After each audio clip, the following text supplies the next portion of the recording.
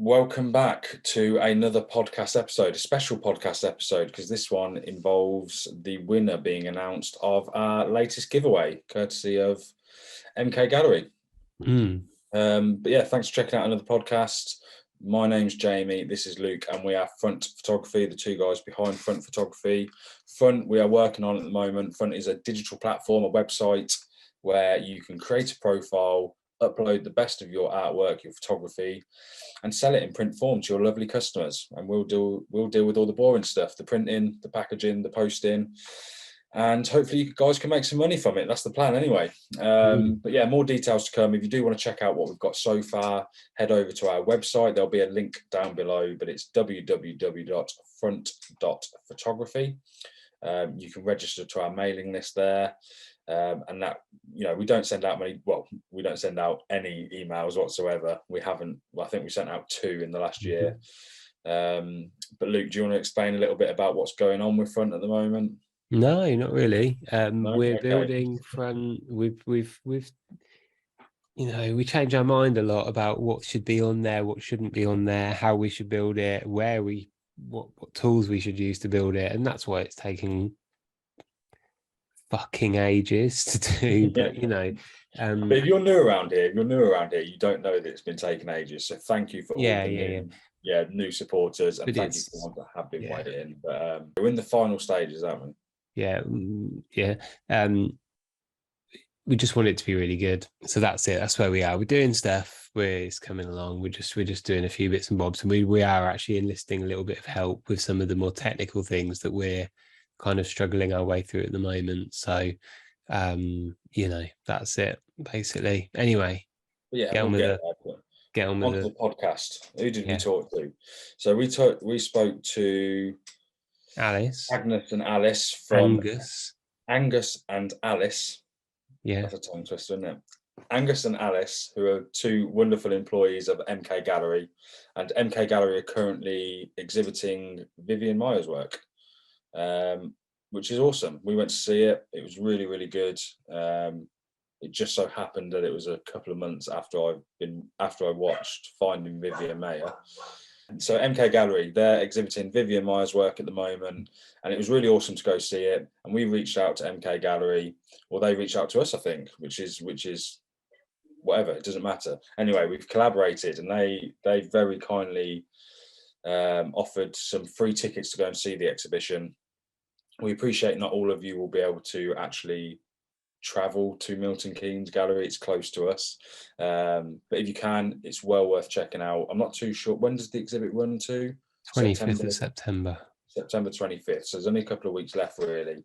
But in this podcast episode, we speak to them about Vivian Maier, about the exhibition itself, and a little bit about the gallery. And also somewhere in the episode, drum roll please, is the announcement, the winner of the giveaway. So if you did enter the giveaway, thank you so much. Thank you for the continued support. Thank you to all you new people that have entered and started following us. Yeah, enjoy the rest of the episode, and stick around to the end as well. Stick around to the very end, and you get to listen to me and Luke talk a little bit. That's correct.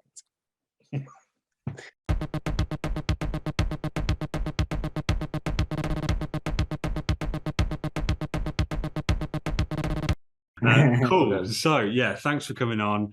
Do you guys want to kind of introduce yourself, tell us a little bit about who you are and how you kind of got into MK Gallery? So I've been at the gallery for 3 years, almost 3 years, as exhibition coordinator. So my job is to look after all the nuts and bolts of an exhibition, organising them and coordinating them, as the title suggests.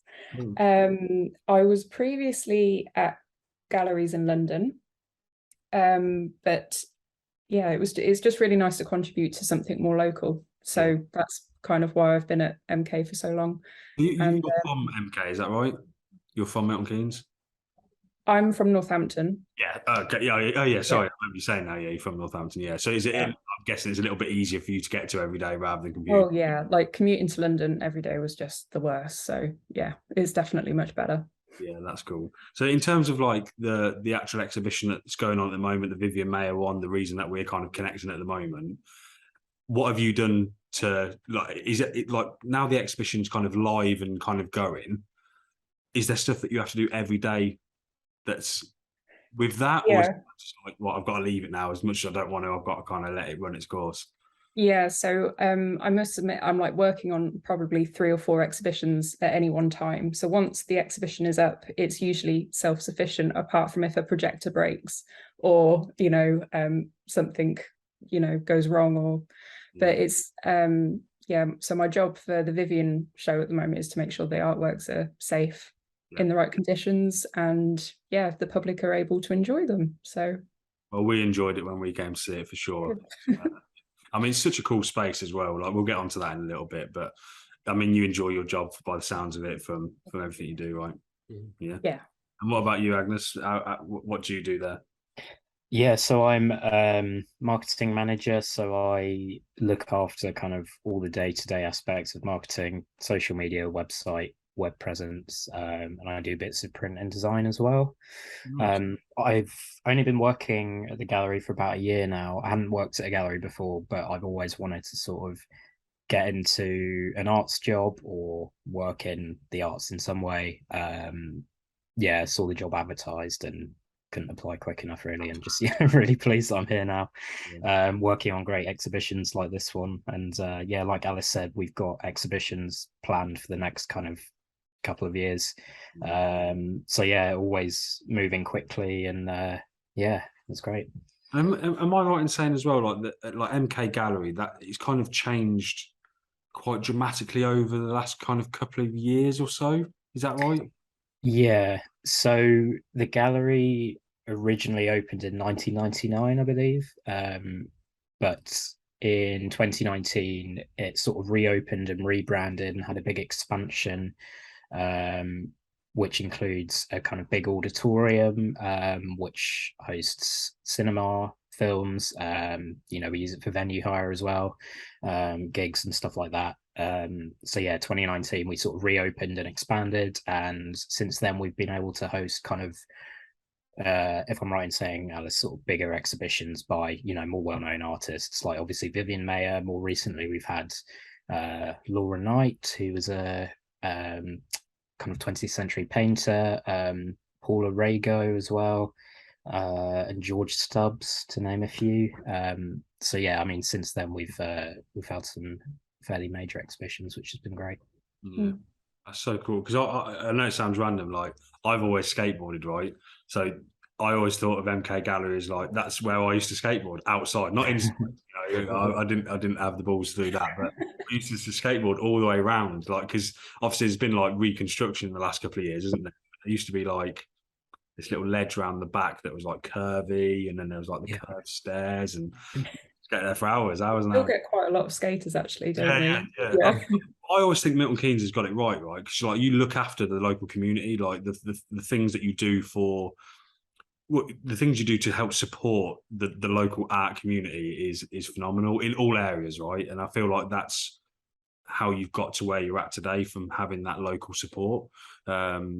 I was actually talking about it the other day, saying, you know, we're going to catch up and actually record a podcast with you guys. And they're like, yeah, they've always supported us whenever anything we've wanted to do. Because is there a couple of like open space? Because you've got the main gallery, but then you've also got some little kind of like studio spaces around the building. Is that right? And that's they're run by well, it's mainly run by Rasheen, and that's kind of like a space where, you know, anybody can submit an application to exhibit there, and that's can either be group shows or solo shows or anything. So, and we also run like an open call exhibition it was every few years, but because of COVID, etc., it's been pushed back a little bit. But that's where, you know, anybody from all over the world can submit work, and they get to go into the main gallery spaces. Yeah, we're always really trying to think about how to incorporate the community and, you know, see how everyone can be involved in what we're doing.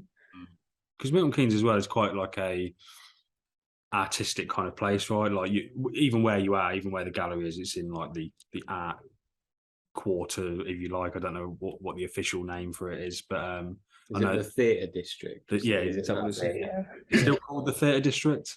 Yeah. Okay. Yeah, I didn't know if that was still the technical term, because I know you've got like all like the food court kind of next to you as well, and then you've got like the snow dome and stuff over the way as well, right? Yeah, that's right. Yeah. And also probably something I didn't mention, but the kind of design of the building and all the branding behind it is all based upon a vision of Milton Keynes, which somebody called Helmut Jacobi kind of came up with I think it was in the 80s. He sort of envisioned what it was going to be like with sort of this grid system, and I mean, some of it has kind of materialized, but yeah, a lot of the branding of the gallery is kind of based upon his original identity, which is quite interesting. There's lots you can read up on, but yeah, there's kind of thought that went into everything.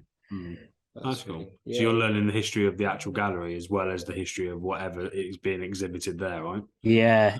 I mean, the building itself, it's won a couple of architectural awards as well. So I mean, it's there's lots to explore and lots of little things you can look at. So yeah, it's really interesting.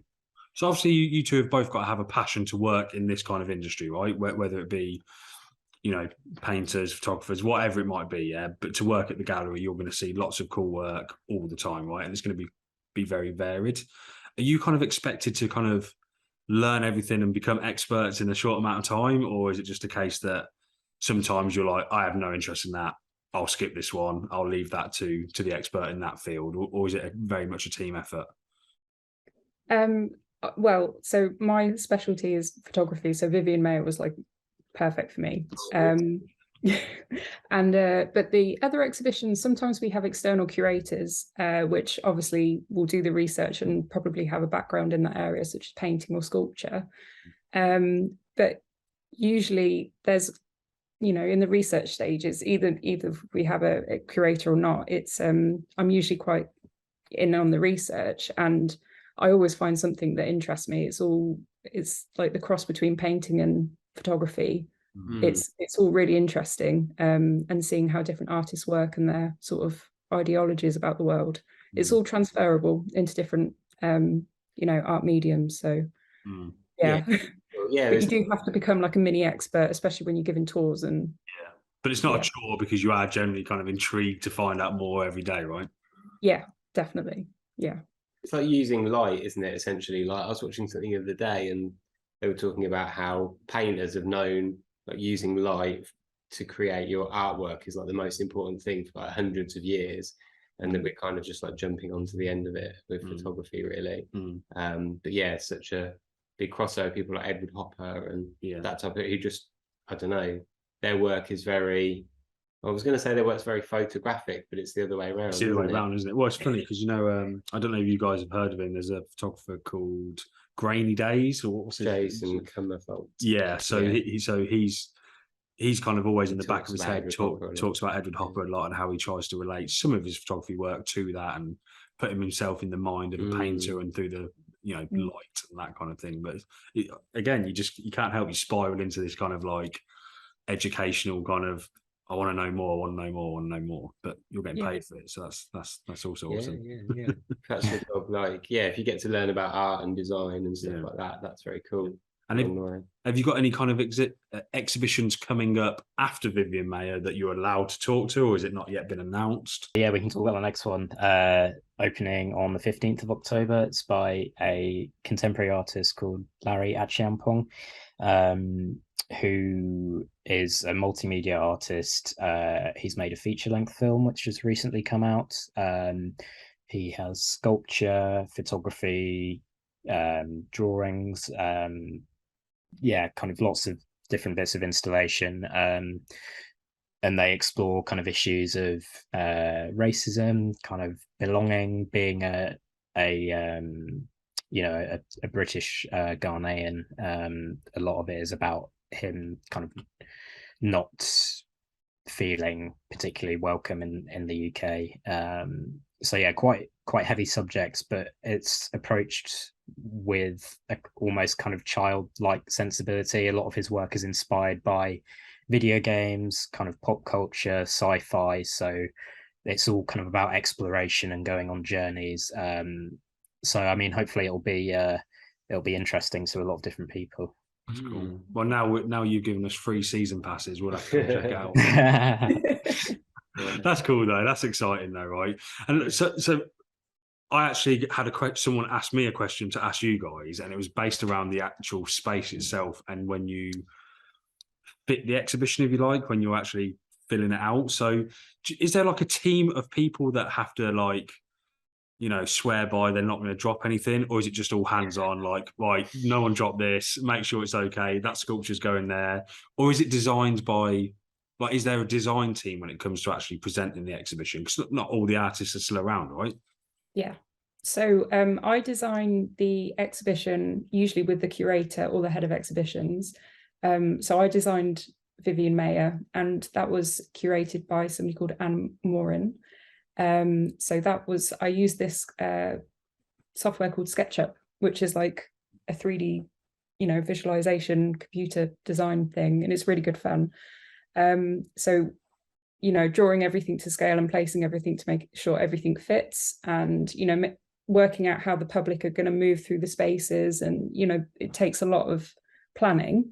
I always think that, because when let's take Vivian Maier for argument's sake, yeah. When I was in the gallery, I saw a few people, and it was busy, which was great, but it was obviously, you've got such a big space, you never feel like you haven't got time to look at something, or it never felt crowded, even though it was busy, you know what I mean? Which was nice, because it was nice to hear kind of other people's like takes on the photos. But anyway, I'm going off track here. But I kind of stuck to a route. Do you know what I mean? Like, there's like 3 or 4 rooms, and it took me around 15 minutes per room to walk around, yeah? Or, you know, sit down and have a look. But I kind of followed it around a certain way. But I saw a few people just kind of staggering across. And I didn't know if there was, like, you know, is there a design pattern to how you should kind of walk around the gallery? I mean, there's not a set like route for people to take, but I suppose it always feels more natural if there's, you know, if you walk into a space and you kind of know which direction you need to go in, that kind of makes people feel a bit more at ease, so they can walk through and concentrate on the artwork and not concentrate on whether they've got to turn left or right. Yeah, and it was kind of themed as well, right? So like the first room was, just for argument's sake, black and white street photography. Then the next room is color, or, you know, whatever it might be. But that kind of helps as well, because you kind of feel immersed with everything around you, right? Yeah, and you know, for like written text on the wall, you know, it's if you're jumping from subject to subject in different in the same room, then it can get quite disorientating, and you're like, oh, what time period is this one from? And so, I mean, as a general rule of thumb, most of our exhibitions are you know, chronologically ordered. Yeah. This one was a little bit of an exception. There's a little tiny bit of a mix, like with the color work and the black and white work being separate, but I think it's really important to say all the color works together, so you can see how Vivian was like working and how she was learning from each image she took. Yeah. And it was cool that you got the books in there as well. Like, I stood there looking through some of the books for a fair amount of time, to be fair. And it was nice to see that. And obviously, you know, you're relating kind of everything that's around you to your kind of self, if you know what I mean. Do you know what I mean? Like, you can't help but walk around and kind of imagine putting yourself in the shoes of Vivian or whoever the artist is. Do you know what I mean? And you're like, wow, what? And for me, that's what photography. I don't know if you're the same with photography, but or if I see a photo that I'm drawn to for whatever reason, I always kind of put myself in those shoes and like go behind the camera. Yeah. Right. Think what inspired you to take that photo. But then, you, like with her work, especially, it just feels like she just got given this gift. Do you know what I mean? She's just like, oh yeah, that looks cool. I'm gonna. I don't know. It's not really about the photo; it's about what's going on. Yeah. You know what I mean? We should tell us about the exhibition then, because we kind of talked around it a bit, haven't we? But the I don't know, for like anyone, I suppose most people know, but anyone who doesn't know, like, do you want to tell us who Vivian Maier is and what the exhibition, what part of the work that you're covering in the exhibition? Okay, I suppose that's me. So Vivian Maier was, well, let's start with the basics. So, you know, when she gets a lot of press coverage, it's always like, you know, the nanny who took photographs, and this whole mysterious story of this mysterious woman kind of takes over from her images. And a lot of press coverage, it's and especially the film Finding Vivian Maier, it's all about how she was a nanny who took photos secretly and nobody ever saw them until she died, and that's kind of the story. But I think what this exhibition focuses on is more The focus is more on the actual photographs and her eye for taking interesting photographs, and kind of the different people she captured and the locations, and some kind of political commentary as well. Yeah, I mean, I first encountered Vivian Maier when my granddad gave me a photo book when I was at college, and this was like her first photo book that was published.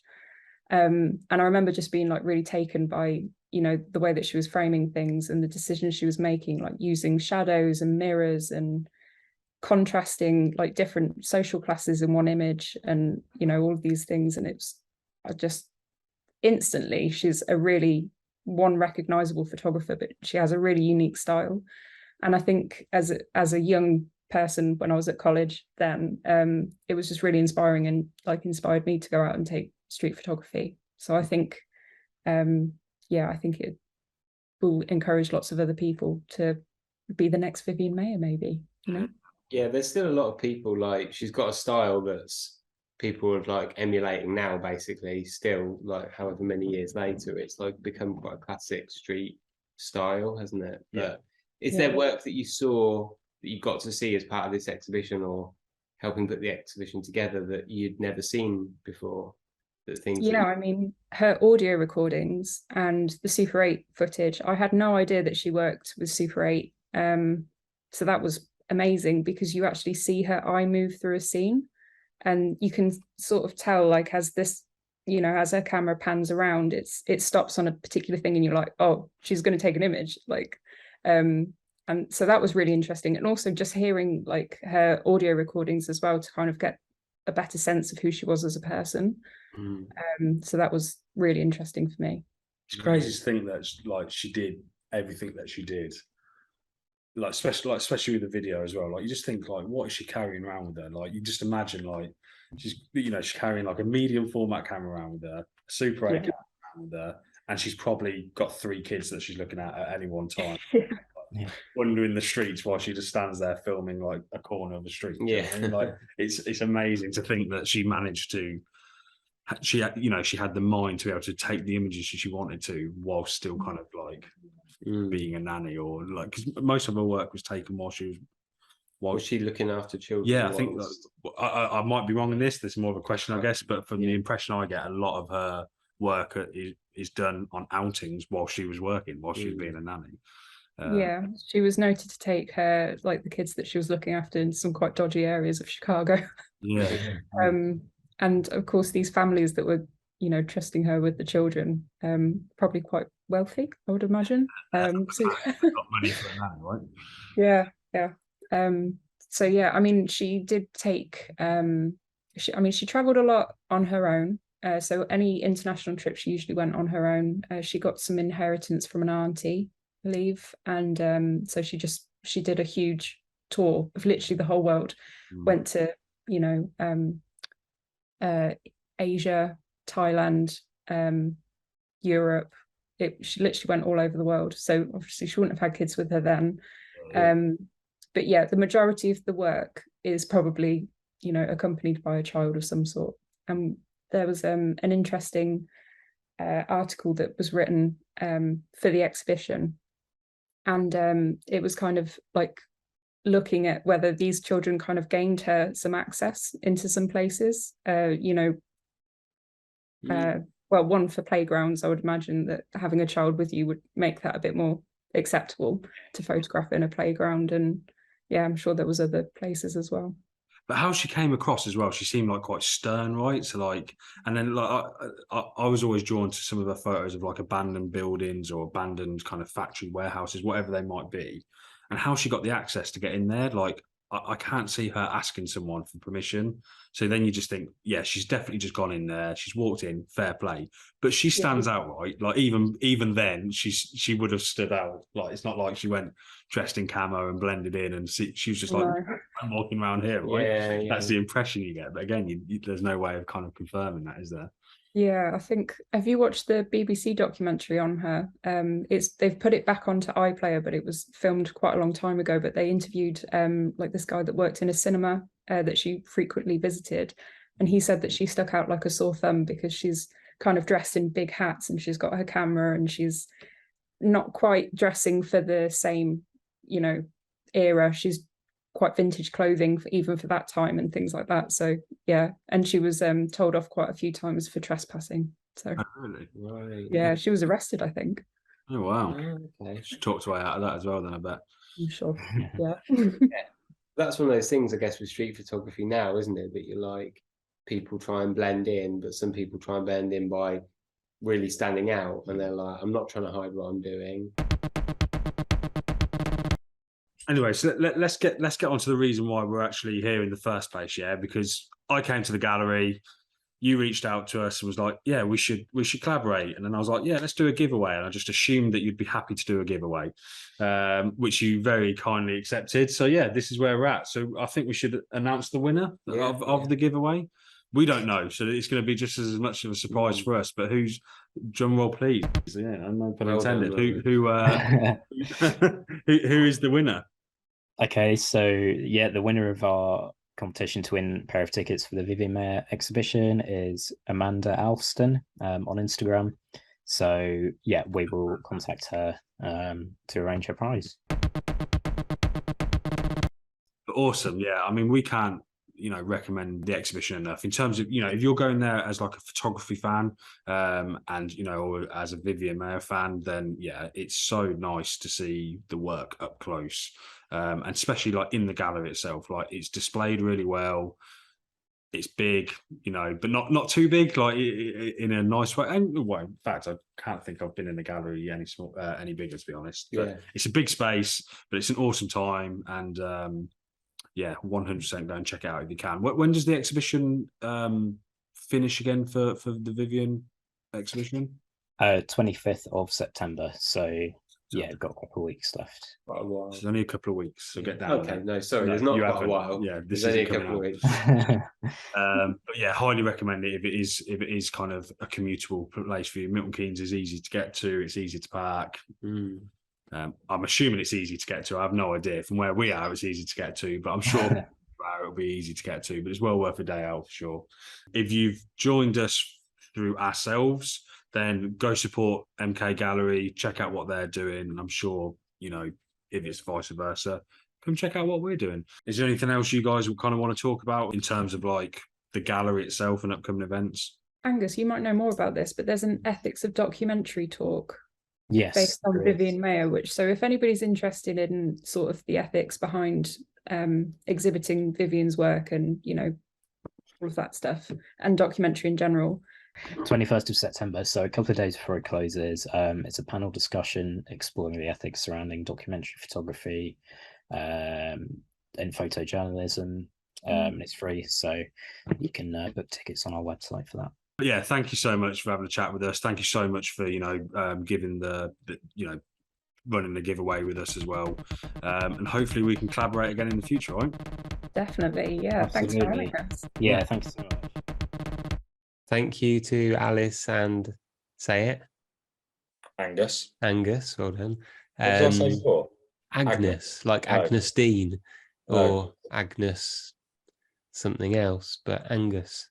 Anyway, thank you to them. We spoke to them. We literally only spoke to them a few days ago, didn't we? Because we wanted to get this out fairly quickly. And even though we've got like half a dozen podcasts that we haven't put out with some quite famous photographers, but we're like, next couple of months, we've got so many pre-recorded podcasts.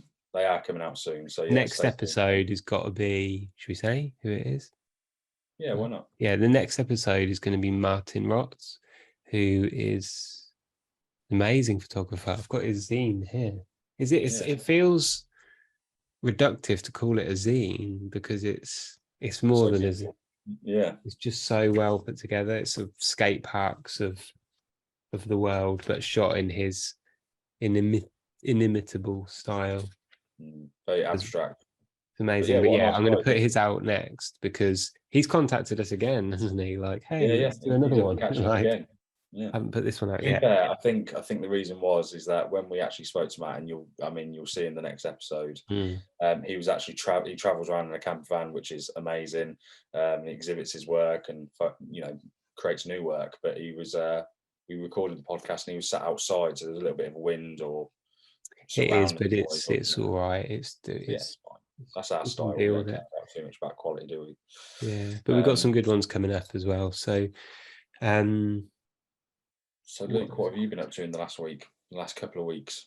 I went to Wales and right, I took like 12 rolls of film with me and 2 cameras, and Which I was I've like, very kindly been scanning in for you. yeah, you did scan a couple of rolls, didn't you? Well, you've only done one so far, Yeah, but so I got you another. I took like, Ready to go. is that the black and white? You did the No, black and white. This is the positive. Yeah, slide film is so cool to look at. Yeah, looks awesome.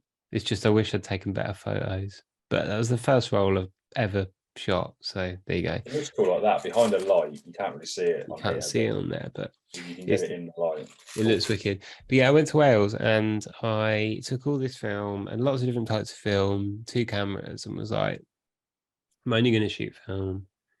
And I posted a picture of all the film I'd taken on Instagram. This is like, yeah. And I think we got some replies like, ha ha, lol, not enough film. And that's about it. And I put a picture of it on Reddit. The anger. So many angry people.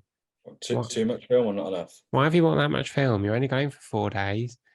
Why have you bought 2 cameras that have got a very similar focal length?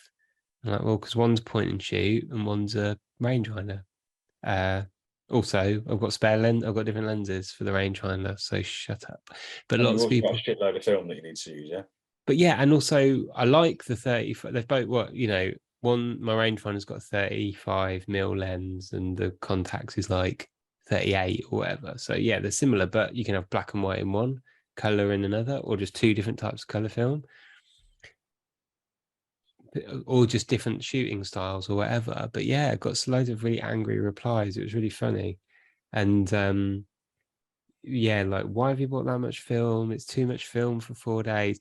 But anyway, I kind of made it a bit of a mission to like shoot as much as possible. So I've shot 5 rolls and I'm about halfway through the 6th roll. Fucking hell. But I'm waiting for one roll, a roll of Ektachrome to come back. Is it Ektachrome? Yeah, I think so. Yeah, to come back. So there better be some good shots on that, because I took so many photos of the same thing, same bit of beach. And I'm like, yeah, but sometimes you like, I think, maybe because we're not anywhere near the beach, right? We're so Midland that when we go to the beach, we take more photos than say your average person. But at the same time, you take as like, if you're looking to try and take some nice photos, some nice, memorable photos, then you've got to take photos to try and, you're not necessarily going to use all of them, are you? But you can't just take one and hope it's going to be okay. It's better. No. I took a lot of landscape 100% of the shots you don't take. There you go. Well, yeah, this is true. Michael Scott. But I took so many photos of the same little bits of landscape on the same focal length on grey days as well, because it wasn't very sunny. So I thought, they'll be really moody and misty and stuff. Nah, they just look a bit dull. But I did get some cool like family photos, a couple of cool like street photography pictures, and I do enjoy just like snapping away. But I was like, maybe I should have called it on the film a bit, but there you go. Well, let us know if you're listening to this. If you're still listening to this, you're awesome. But if you are still listening to this and you do shoot analog film, we love digital, by the way. Just a quick announcement. Lots of people message us saying, it's so good to see an analog page or an analog company. We are lovers of digital and analog, just to clarify. But if you go away on holiday, how many rolls of film do you take? Let us know. Leave a comment. Yeah, exactly. You got to take too much. Yeah. But I've always lived by the motto, which my dad told me. I remember when I was little. It's better to have it and not need it than need it and not have it. I've lived my life like that. Oh dear. Yeah. Always carry around wads of money with me just in case. Yeah. But yeah, it did make me think maybe I've been shooting too much film. I haven't shot any digital photos for ages, other than like the odd 1 or 2 days. Maybe I need to pick up the Fuji a bit more. And well, to be fair though, I've only got 3 rolls of 35mm film in my fridge, and like 2 of them are expired that I'm I'm saving, but I don't really know why. Maybe for us to make a video on or something. And then I've got some Cinestill black and white XX. Again, like I that would be my go-to if I need to put some film in my camera. That's all I've got, so I don't mind shooting that at all. But because I know it's more of a, I don't want to say a premium roll of film, but I feel like it's not something I shoot all the time. So I'm kind of waiting to go out and shoot it specifically on like a photo walk or something I want to work on, rather than just load it in my camera and have it in the camera for a week or so. Do you know what I mean? Is it because I bought it for you? I think so, yeah. Holding out for it. Holding out for that special a day date with you. It's really special, that roll of film.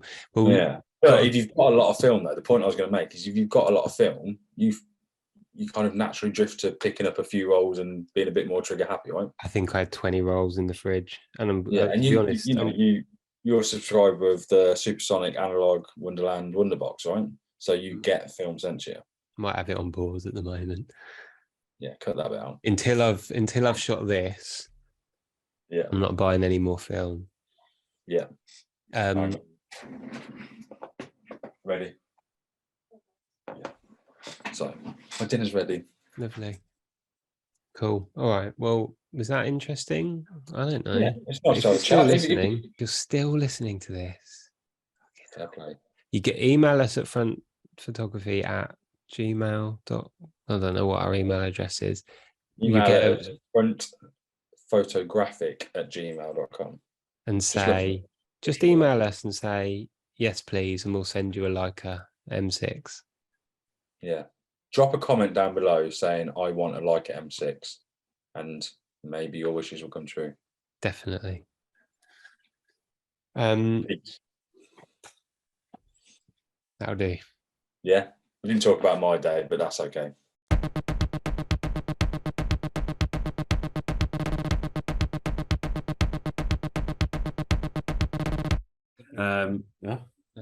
I just said cool.